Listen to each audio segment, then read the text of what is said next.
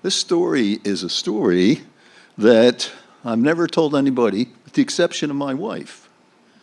I've been a podiatrist for 40 years, and I retired in about 2017. And that particular day that I went to my office, I was really unprepared. As I went in, I understood from my staff that I had a news commentator, a local woman who was British, coming to my office and seeing me for an initial patient. Well, she was seated in my treatment room and was told by my nurse, after she gave her a preliminary exam, took her vitals, that I'd soon be in. So I entered the room, and I went around and sat down on my podiatry stool, and I looked up, and there she was with her legs up, and I was literally looking into the whole of creation. Well, I said, does she think I'm a gynecologist? So I quickly got up, and I escaped out of that room. And I said to my nurse, what in the hell is going on in there? She's stark naked. And my nurse said, well, she's British. Maybe she didn't understand me. She said, I told her to take off her shoes and her hose. And it looks like she took off her shoes and her clothes. So I said, well, go back in and put a drape around her, and I'll come back in, and you stay in the room. So I did. And she didn't really have a serious problem. It was really tight shoes. So I gave her some instructions. I gave her a prescription for pain, and I said, if you need to, come back in a month. So a month went by, and I didn't see her again, and I was quite relieved. Now, the story continues because about 5 or 6 months later, it was close to Christmas, and I was shopping for my daughter who was studying abroad as an architectural major in Rome, and I wanted to get her something special. So I went to Philadelphia, got her present, walked out, and it was a windy, blistery day, and as I walked, I couldn't believe it. There was Mary English all over again.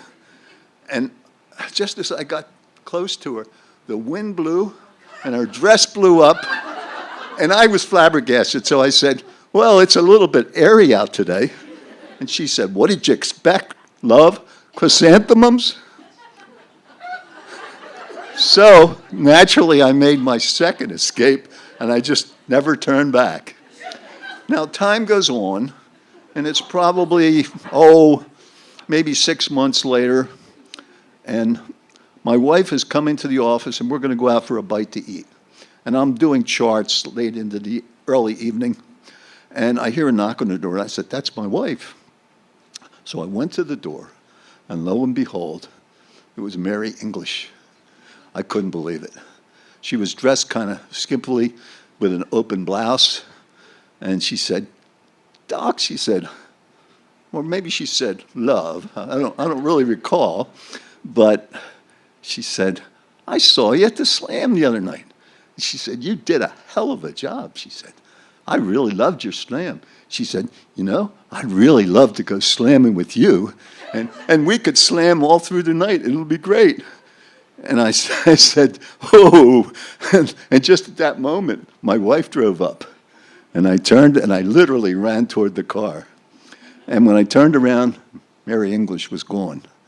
And my wife said, I recognize that woman. Where do I know her from? And I said, she's on TV. And she said, well, what was she doing here? And then I told her the entire story of the 3 sequences. And she started laughing like hell.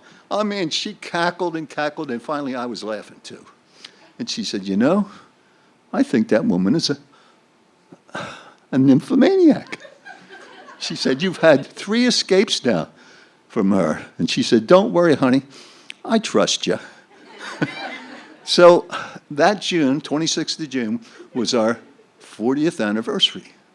And we went to Lancaster, our favorite restaurant. And the place was packed. And service was so slow. So I said, well, I'll get us a drink. And I walked up to the bar, and sitting at the bar was Joe Embers, a podiatry colleague from Lancaster.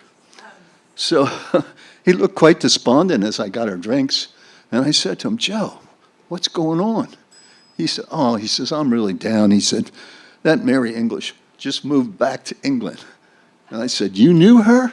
He said, yeah, she was a patient of mine, and I'll really miss her. And I said, well, what happened, Joe?